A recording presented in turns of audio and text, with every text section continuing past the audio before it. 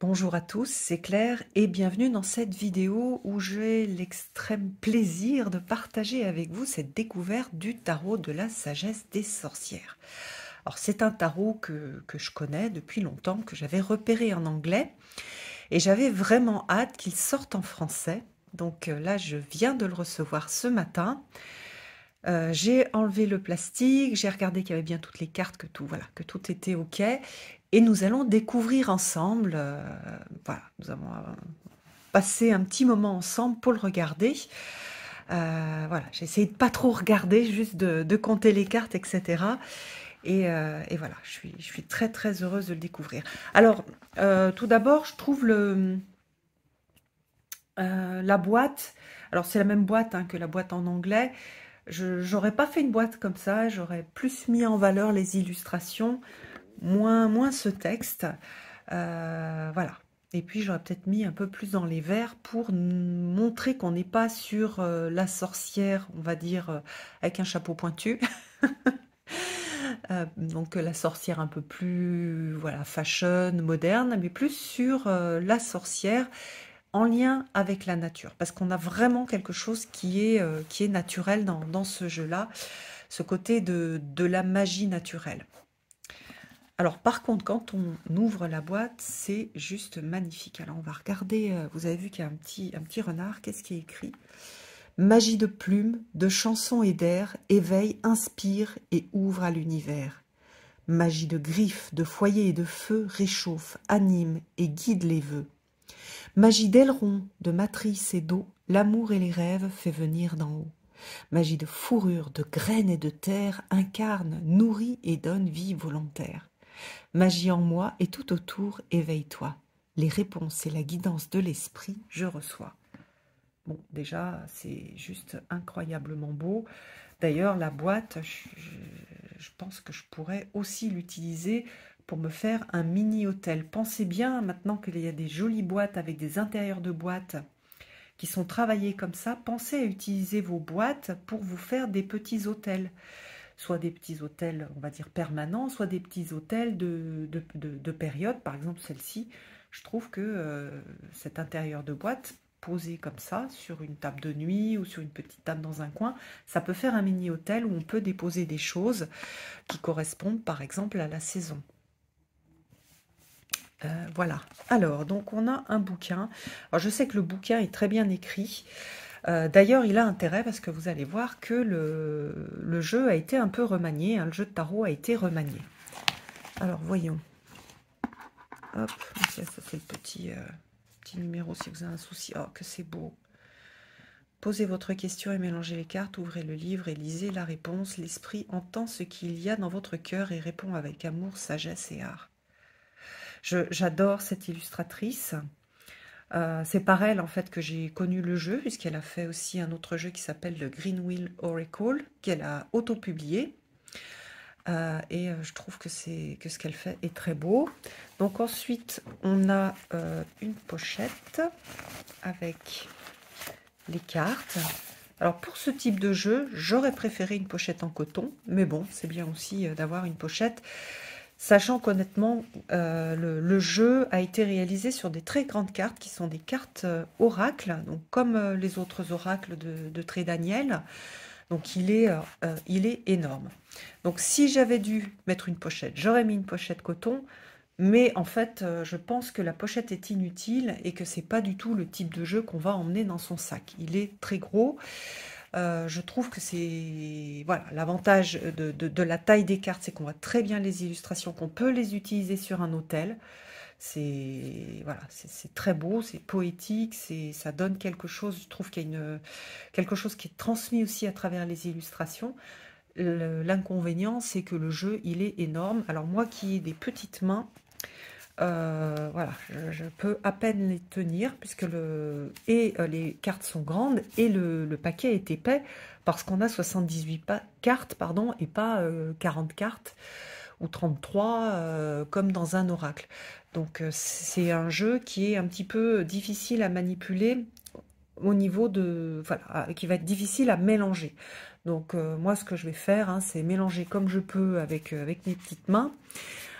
Et puis surtout faire ce que d'ailleurs je fais très souvent, c'est-à-dire étaler les cartes comme ça pour pouvoir faire mon tirage. Voilà. On a une tranche dorée. J'adore la texture des cartes. Hein. La texture des cartes est super. J'aime beaucoup, beaucoup cette texture. J'aimerais bien pour mon tarot arthurien avoir ce type de texture. Par contre, comme on a une dorure sur la tranche, qui est très jolie d'ailleurs, les cartes accrochent un peu. Alors au bout d'un moment, ça n'accroche moins. Mais par exemple, justement pour mon tarot, je me demande si je ferai une tranche... je ferai une tranche ou si je ne mettrai pas de tranche dorée ou de couleur. Donc voilà. Alors, les cartes sont très grandes, le tas est très épais, on a une tranche dorée, très jolie, le dos est magnifique. Alors là, c'est pas du tout un tapis qui va avec le jeu, mais je trouve que c'est très bien assorti. Ça, c'est un tapis du jeu de l'Orient Tarot quand il est sorti en autopublié. Voilà. Alors, ensuite, nous avons le livre que nous allons découvrir. Puis après, on regardera les cartes. Hop, mettre la petite harpe derrière. Alors, donc, voyons le sommaire. Alors, la sagesse des sorcières, avec un petit mot sur le tarot de la sagesse des sorcières, la vue, la vision du tarot, travailler avec le tarot, donc des choses sur la divination, comment s'approprier le tarot, des conseils rapides pour lire, donc pour utiliser les cartes, la divination, la magie et les tirages. Puis ensuite, nous avons l'interprétation des cartes qui ont été commencées par les mineurs. Alors, dans ce tarot, ce qui est intéressant, c'est que on a comment dire, on a une conception complètement inversée. C'est-à-dire déjà, la présentation se fait d'abord à partir des mineurs, c'est-à-dire les interprétations des cartes. Les cartes sont présentées dans l'ordre des mineurs. Et ensuite, nous avons les majeurs qui ont été énormément transformés. Voilà, les majeurs ont été inversés. Vous voyez, hein, on commence par le monde et on va jusqu'à la pèlerine. C'est intéressant. Alors, ça peut déranger certaines personnes. Voilà, ça demande en fait de se remettre un petit peu dans un autre état d'esprit, d'adhérer aussi à ce nouveau classement. Moi, j'aime bien, vous savez que j'ai beaucoup de tarot, j'aime bien en fait être un petit peu challengée et puis surtout avoir des visions différentes. Ça enrichit toujours, je trouve, ma façon de voir la cartomancie. Quelque part, ça rajoute de la profondeur, ça rajoute d'autres significations, d'autres façons de voir les cartes, et donc ça rajoute du vocabulaire à mes cartes lorsque je tire les cartes. Parce que, je l'ai déjà dit, je le redis aujourd'hui, c'est pas possible d'avoir un livre avec toutes les significations des cartes, plus toutes les significations des cartes 2 par 2, 3 par 3, 4 par 4, etc. C'est infini. Donc ce qui est intéressant, c'est de se faire, en fait, c'est de sentir l'esprit de la carte et d'aller toujours chercher plein de choses, toujours être en train de travailler. Hein. Moi, ça fait très très longtemps que j'utilise les cartes, notamment de tarot, parce que j'ai commencé par le tarot, et j'apprends toujours, je continue à apprendre. Il n'y a pas un moment où on se dit, bon bah tiens, c'est bon, j'arrête, je sais tout. Non, je continue. Je vais continuer à apprendre, à élargir ma connaissance. Et voilà, au début, j'étais que sur la divination. Après, j'ai beaucoup travaillé la psychologie. Après, j'ai plus travaillé la magie. Donc, et ensuite, j'ai fait pas mal de liens avec les recherches que j'ai pu faire, qui sont des recherches aussi qui parfois ont l'air de n'avoir rien à voir les unes avec les autres ou avec le tarot. Mais pourtant, par exemple, ce que j'ai pu faire en programmation neurolinguistique, en médecine traditionnelle chinoise, les groupes ésotériques que j'ai pu intégrer, les lectures ésotériques que j'ai pu avoir, qui n'étaient pas en lien avec le tarot. J'en ai eu d'autres qui étaient en lien avec le tarot, mais il y en a pas mal qui n'étaient pas en lien avec le tarot. Toutes ces lectures, toutes ces connaissances, toutes ces expériences aussi ça m'a aidé à comprendre les cartes et ça m'aide toujours et ça précise, ça me donne une efficacité, un vocabulaire, une compréhension des cartes qui est toujours plus grande. Voilà. Et c'est ça la sagesse. La sagesse, c'est pas quelque chose de figé. Bon, bref, je suis partie un peu sur quelque chose d'autre, mais j'avais envie quand même de le partager. Donc, dans l'introduction, on a quelque chose d'assez intéressant, c'est-à-dire les auteurs, hein, Phyllis, comment est-ce qu'elle s'appelle? Phyllis Curotte, explique un peu sa démarche et le travail qu'elle a fait avec l'illustratrice. Donc on voit que c'est un travail de deux femmes qui ont avancé et qui ont travaillé sur elle. Et au fur et à mesure qu'elle travaillait sur elle, les cartes sont apparues. Donc c'est super intéressant je trouve, pour comprendre comment est-ce qu'il a été créé et puis comprendre un petit peu son esprit et d'où il vient. Vous voyez l'introduction un petit peu longue. Alors, donc ensuite, on a la sagesse des sorcières avec cette figure de sorcière. Comment est-ce qu'elle voit cette figure de sorcière? Dans la figure de la sorcière, il y a énormément de choses différentes. Hein. Aujourd'hui, il y a plein de choses derrière le mot sorcière qui sont très intéressantes. D'ailleurs, un jour, peut-être, je referai une vidéo sur la figure de la sorcière parce que je trouve qu'elle est vraiment passionnante. Mais donc là, on a la vision de la sorcière. Pourquoi est-ce qu'il s'appelle le tarot de la sagesse des sorcières et de quelle sorcière est-ce que l'on parle?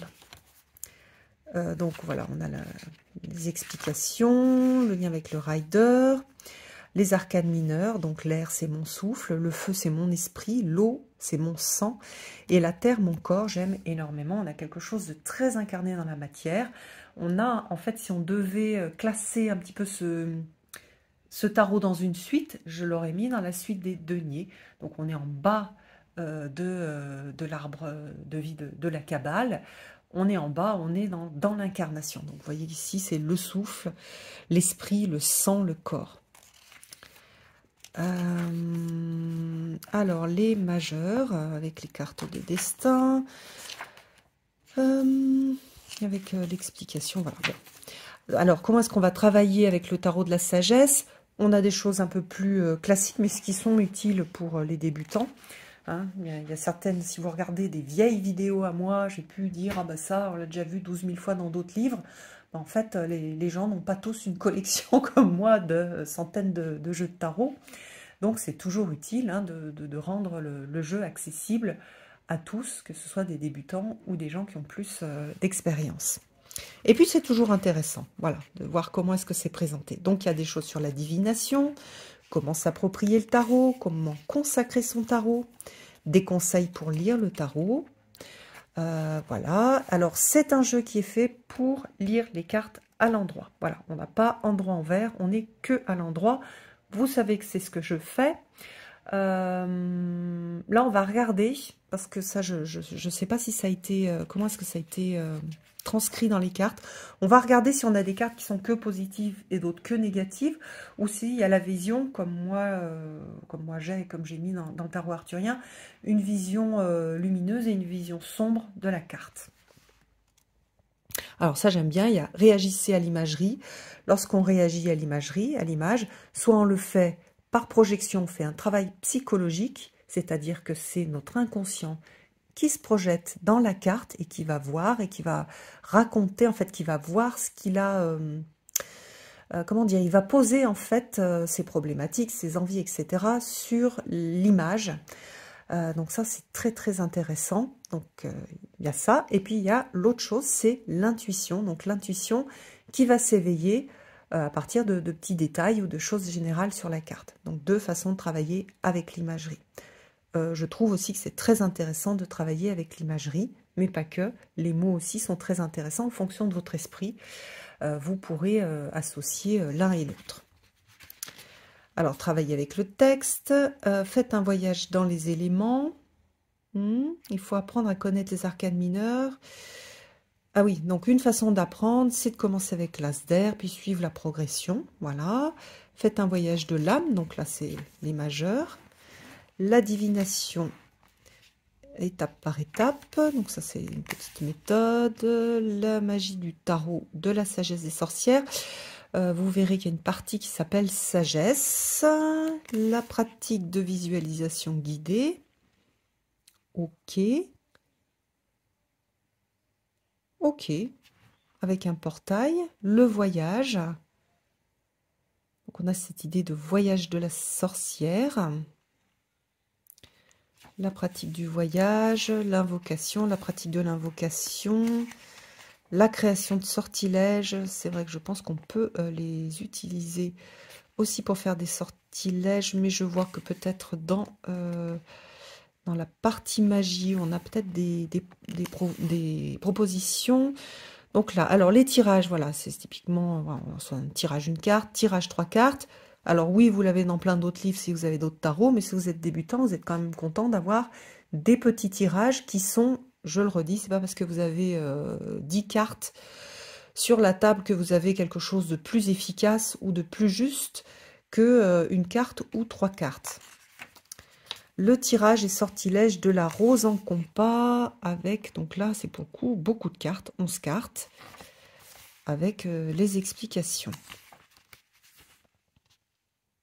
Alors ça c'est un, voilà, j'essayerai, parce que je ne connais pas le tirage, et ça me dit d'essayer.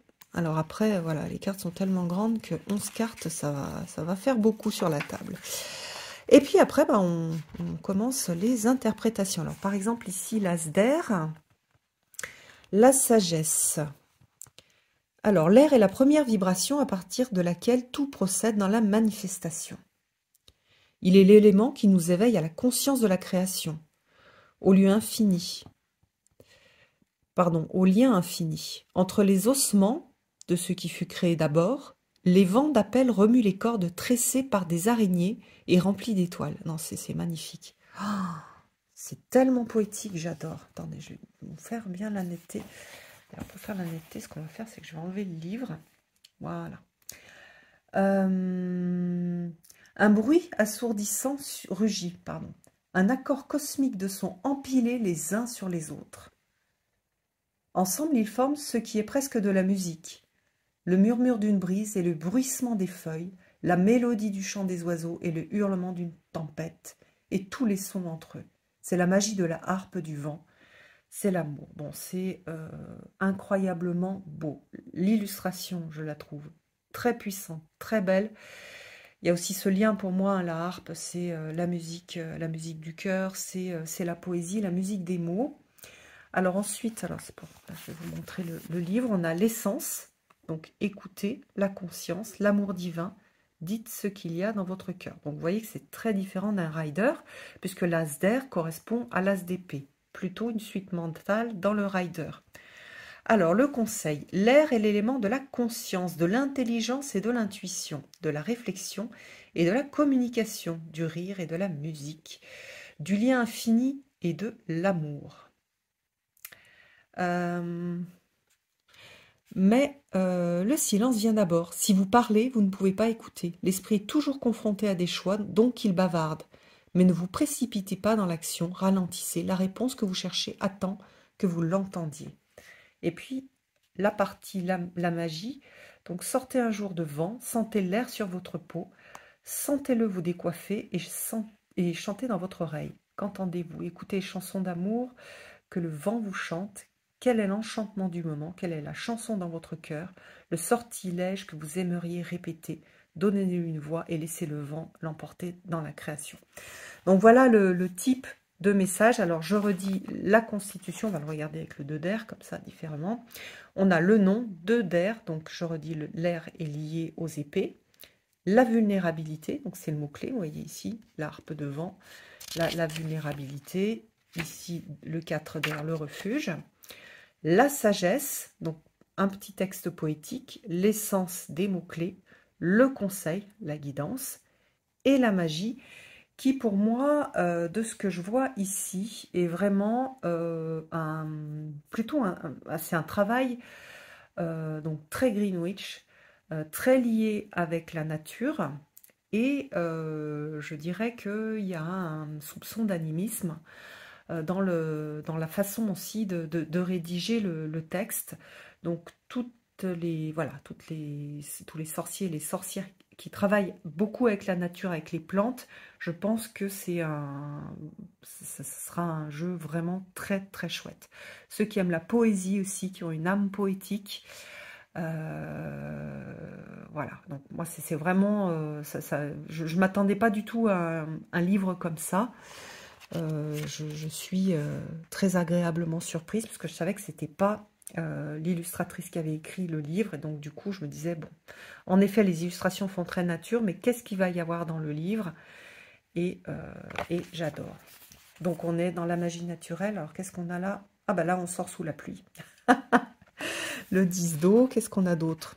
Alors, donc c'est comme ça pour toutes les cartes de mineurs. On va regarder après je suis excitée. Je pars dans tous les sens. Donc, on va finir les mineurs. On va regarder les cartes de cours. Alors, on a le messager d'eau, la sorcière d'eau, l'artisan d'eau et la déesse d'eau. Donc, toutes les cartes ont été renommées. La sorcière, alors le messager correspond aux pages, je pense. Oui, les messages, etc. La sorcière correspond au cavalier. L'artisan d'eau doit correspondre au roi, je pense. Et puis la déesse d'eau doit correspondre à la reine. Voilà. Et pour les autres, voilà, ça a été renommé, mais on n'a pas des noms différents pour chaque suite. À chaque fois, on a messager, sorcière, artisan et déesse. Et puis ensuite, donc, on a les arcanes majeurs, avec, pareil, la sagesse, l'essence, le conseil et la magie. On va regarder la magie ici. On a quelque chose. Qu'est-ce qu'on a comme proposition? D'accord, alors là c'est plutôt un travail avec un papier, donc plutôt du journaling. Ah non, c'est un rituel très intéressant. Donc là on a un rituel avec une bougie, des choses à graver. Je vais juste regarder rapidement. Oui, ce sont des... Dans la magie, il y a des choses qui sont très très simples. On a une magie qui est très simple, c'est pas une magie... on va vous demander d'acheter plein de choses. Vous n'avez pas besoin de grand chose. Voilà, c'est vrai que dans la Wicca, par exemple, on peut être dans la démarche Wicca, on peut avoir envie d'acheter plein de choses. Enfin, surtout, il faut des bougies, plein de bougies de couleurs, des cristaux, des objets aussi. Là, on a quelque chose de très simple. Regardez, oh que c'est beau. Oh, sortez et faites un vœu devant la première étoile que vous voyez. Dansez sous votre étoile et sentez que vous avez le pouvoir de concrétiser vos vœux. Notez tout cela lorsque vous êtes de retour chez vous. Puis le lendemain, faites un premier pas pour concrétiser votre souhait. Continuez à créer votre magie étoilée et à prendre des mesures jusqu'à ce que votre magie manifeste un résultat. Oh là, eh ben, le jeu doit beaucoup plaire aux oiseaux. J'ai plusieurs oiseaux qui viennent sur l'arbre qui est juste à côté de la fenêtre. Une belle pie. Donc voilà, on a ça, et donc on l'a alors à l'envers, et c'est sympa parce que vous voyez, alors l'étoile, qu'est-ce qui a été renoté? Ah oui, d'accord. Donc vous voyez ici par exemple la carte 6, c'est le labyrinthe, et c'est lié à la carte 16. Alors attendez. D'accord, ok. Donc la carte de l'étoile, elle est numéro 5 dans ce jeu-là, et dans le tarot classique, c'est la carte 17. Donc entre parenthèses, vous avez la numérotation que l'on retrouve, je pense, sur le rider. Ok. Je pense pas qu'elle ait suivi le Marseille. Oui, c'est ça. Ça suit la numérotation du rider. Donc voilà. Ensuite, on a un petit tableau récapitulatif pour pas trop être perdu si on veut se référer au tarot. Même bon, moi en fait ça me suffit. Si vous n'êtes pas très à l'aise, vous ne connaissez pas la numérotation, d'ailleurs il y a pas mal de gens qui n'ont pas retenu la numérotation, même si ça fait plusieurs années qu'ils tirent les cartes avec le tarot, vous pouvez le noter dessous. Voilà, donc par exemple, le 7, c'est le chariot, donc vous notez, ok, il y a un papier dessous, puis c'est bon. Voilà, donc après, il y a à propos de l'illustratrice, voilà, que moi j'aime beaucoup. C'est elle habite dans le sud-ouest de l'Angleterre et on retrouve, voilà, on retrouve ça dans ses illustrations. Allez, zou, je suis sûre que vous avez très envie de voir ces illustrations, mais franchement, je vous ai présenté un peu plus en détail le livre, surtout j'ai découvert avec vous, parce que le livre est très important pour ce jeu-là. Vous allez voir, les illustrations ne sont pas des scènes de vie, on a plutôt des scènes de nature, donc ça demande, je trouve, d'aller rechercher un petit peu dans le livre, de s'habituer un petit peu au jeu. Et puis aussi, le livre est très bien écrit, hein, il a l'air vraiment d'être bien écrit, il est plein de poésie. Ça serait dommage de ne pas utiliser le livre. Le livre est très important pour ce jeu-là. Voilà. C'est pour ça aussi qu'on ne va pas le mettre dans sa poche et se balader partout avec. En tout cas, pas au départ. Après, vous allez le connaître, votre jeu, ça sera le vôtre, vous allez développer un lien particulier avec lui, donc vous pourrez le faire puisque vous connaîtrez bien vos cartes. Mais au début, pas forcément. Voilà. Hop. Alors, l'as d'air. Le 2 d'air. Donc, vous voyez qu'on a comme des poumons, en fait. Hein, avec le petit hérisson. J'adore cette carte. De toute façon, j'aime toutes les cartes. Je trouve que c'est tellement, tellement beau.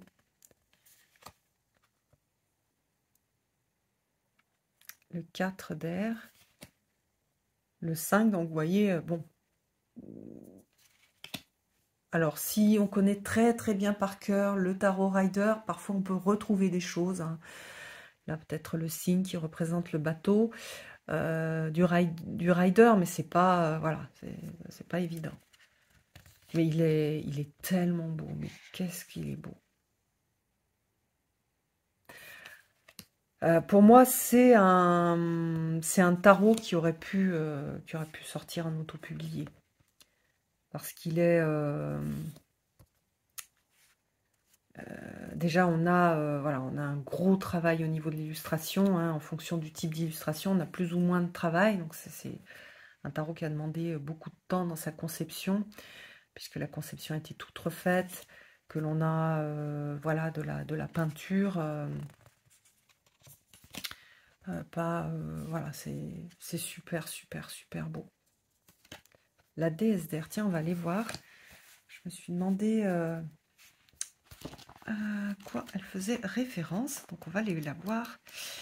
Alors, notre petite déesse d'air.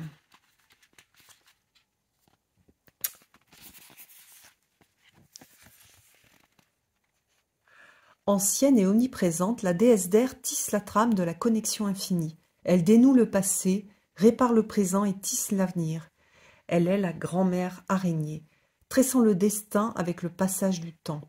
Alors cette grand-mère araignée, hein, on la trouve dans pas mal de mythologies, un petit peu partout dans le monde d'ailleurs. Les pieds et les doigts posés sur la toile de la vie, elle ressent chaque mouvement, la moindre vibration, et sait ce qui se cache sous la surface. Dans une main, elle tient un fuseau, dans une autre un couteau, et dans une troisième, un cistre, pour poser le tempo des milliards de battements de cœur accordés à chaque être vivant avant qu'elle ne coupe les fils et ne se mette à nouveau à tisser la magie de la vie. Ah oui, un petit aspect un petit peu égyptienne. C'est super beau. L'interconnexion, réparer vos relations, couper les liens et libérer le passé. Ah, elle est magnifique. Vous voyez, donc vous pouvez aussi travailler avec cette énergie, l'énergie des cartes de cours, hein, qui est très puissante, je trouve. Alors, les cartes de feu, oh, c'est beau. 2 de feu, on a un petit peu on a les serpents, zut, le caducée avec les serpents. Alors, en fonction, plus en fait vous avez travaillé avec les symboles, plus vous connaissez les plantes, plus vous connaissez les animaux, plus ce jeu sera facile à aborder. Mais même si vous n'avez pas trop de connaissances, vous allez voir que, franchement, avec le livre, Ah, je suis super, super amoureuse. Je l'adore.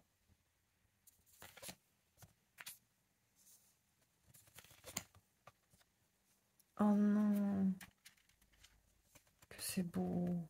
Ah, le 9 de feu. Ah, on est plutôt dans l'automne ici. Le 10 de feu. Le messager de feu. Ah, il y a un scarabée. La sorcière de feu. L'artisan de feu.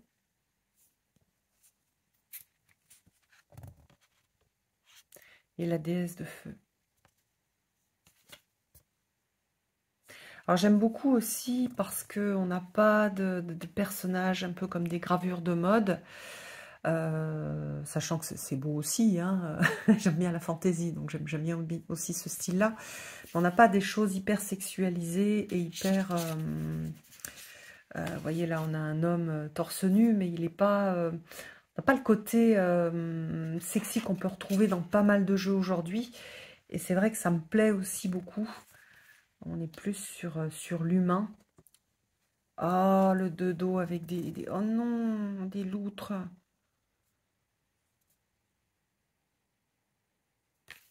Le 3 dos. Ça, c'est...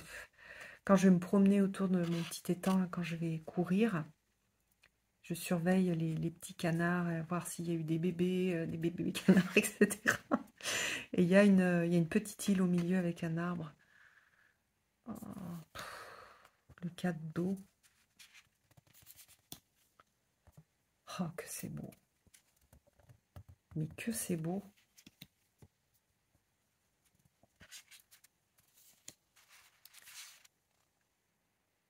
Oh, les tortues. Oh,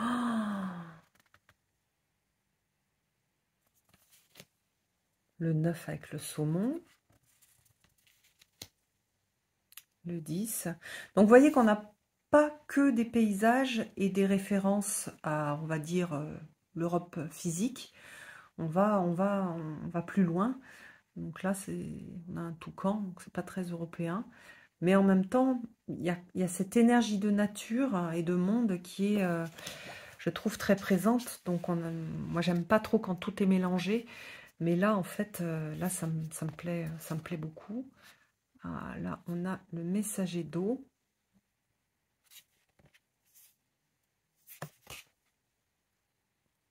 Celle qui peut-être. On a une belle sorcière d'eau. En sirène. Très jolie cette sorcière. L'artisan d'eau.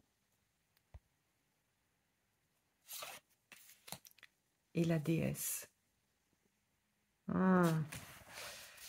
Je vais regarder comment est-ce que c'est expliqué. J'ai l'impression que se sont inspirés des déesses existantes, mais est-ce qu'on cite... Ah oui, d'accord, ok. Donc Tiamat, ok, Sedna, Tétis, d'accord. Si, il y a plusieurs déesses d'eau qui sont citées ici. Intéressant. Oh, l'as de terre. Est-ce que c'est pas le plus bel as de denier? Juste après le Marseille. Oh, c'est très, très, très, très beau. Le 2 de terre. Oh. Le 3. Alors ça, je peux vous dire que c'est inspiré de ses chevaux, des chevaux de l'artiste. Le 4.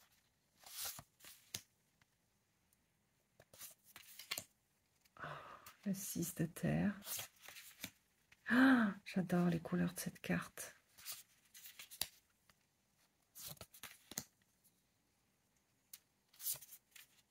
Oh, le 10 de terre. Magnifique. Oh non. Oh, la sorcière de terre. Tellement, tellement jolie. La déesse. Ah. Hein, les déesses de fertilité ont très souvent été associées au bovidé, à la vache, comme en Égypte, avec Hathor, mais on retrouve dans d'autres cultures. Et là, donc, on commence les arcanes majeurs, avec ici un monde... Enfin, c'est aussi un peu un jeu engagé, surtout dans les arcanes majeures. Je sais pas, je vais vous lire le... Hop. J'avais vu ça, on va le regarder. Le monde est en feu, l'ère de la prophétie ancestrale, du démembrement, de la déconstruction est là. Les civilisations et leurs illusions de séparation et de contrôle tirent à leur fin. La terre-mère ne peut être dominée. La déesse se lève pour protéger ses enfants en danger. Grand-mère araignée tisse la toile de l'univers, et la déesse Kali brandit la faux et détruit ceux qui détruisent la vie. Mais dans son autre main, Kali tient le fuseau qu'utilise grand-mère araignée pour tisser. Ensemble, elles déchirent et réparent, défont pour réparer et faire à nouveau. Vous ne pouvez pas les voir, mais vous pouvez voir leur magie partout. Tout ne fait qu'un, et c'est ici que tout commence. Au-delà des tours en flammes et de la chaleur mortelle, atteint le monde tel qu'il est censé être, sacré, vert et appelant. Il y a ceux qui répondent à l'appel de ce monde, de ce qui vit au-delà des limitations humaines. Par coïncidence, par choix et par des voies sacrées, ils voyagent pour découvrir le chemin qui les ramènera chez eux. Donc après on a la jeune fille, d'accord. Donc ça c'est la carte du monde que je trouve extrêmement puissante. C'est un jeu, je pense, qui va faire du bien aussi à toutes les personnes qui font de l'éco-anxiété, qui ont besoin de cette reconnexion à la nature et puis de cet espoir et de sentir en fait la puissance de la terre. L'initiation.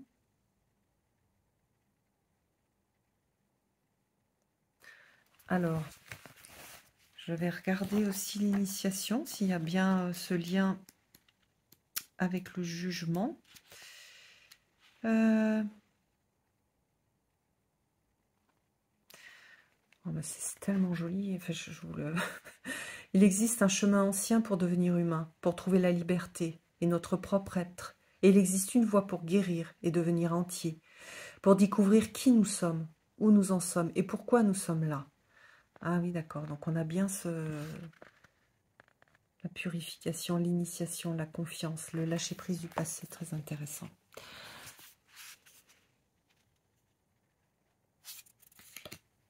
Ah, magnifique soleil. Avec un cœur, plus des plantes, la digitale qui est liée au cœur aussi, les murs. Là c'est bien aussi de saison. Ça, je pense que c'est de la bardane. Là, c'est de l'aubépine.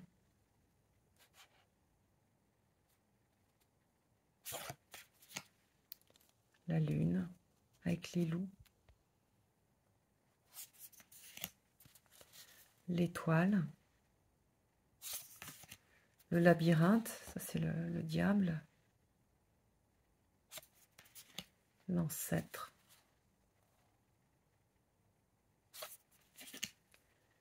La guérison. La renaissance. L'offrande.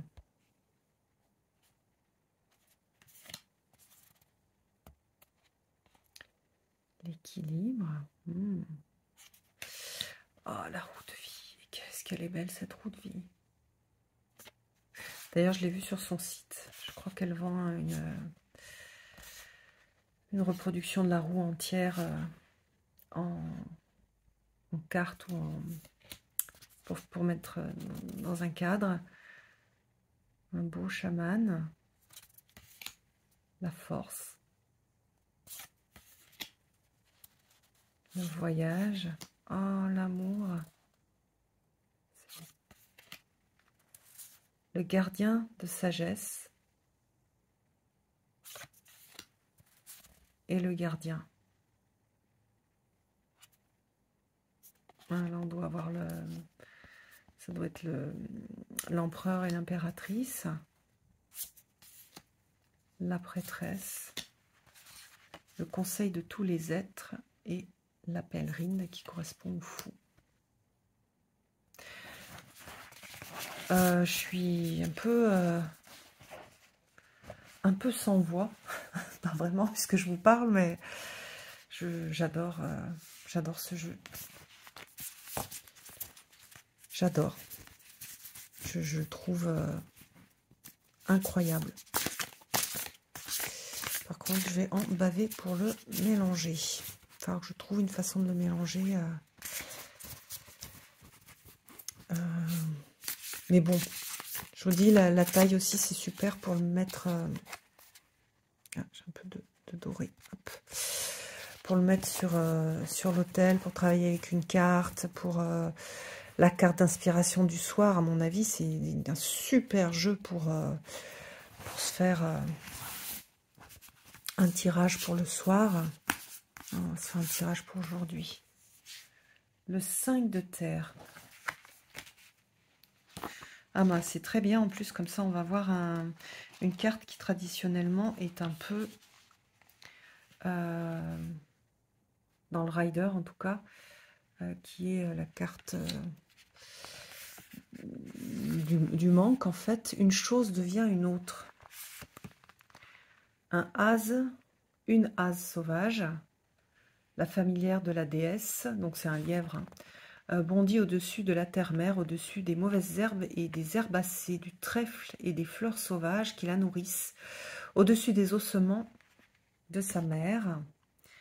Alors, attendez, hop. Reposant sous terre, aux côtés de ses lapereaux nouveau-nés. La vie est son propre cercle. La vie et la mort et la vie nouvelle. Une chose devient une autre, au cœur de la mer. Rien n'est gâché, rien n'est perdu. Le couteau sur le sol est une création de l'homme, un outil avec lequel faire la moisson, mais le cuivre à partir duquel il fut façonné fut donné en cadeau par la terre-mère. Toutes les créatures savent comment vivre, ne prenant que ce dont elles ont besoin et redonnant en nature. Quand avons-nous oublié? Conseil, prêtez attention à ce que vous consommez et pourquoi. Prêtez attention aux déchets que vous créez. Il n'y aura aucun gâchis dans la nature. Tout est rendu à la terre-mère pour être créé à nouveau. Comment pouvez-vous exprimer votre gratitude pour ces cadeaux et donner à votre tour? Ok.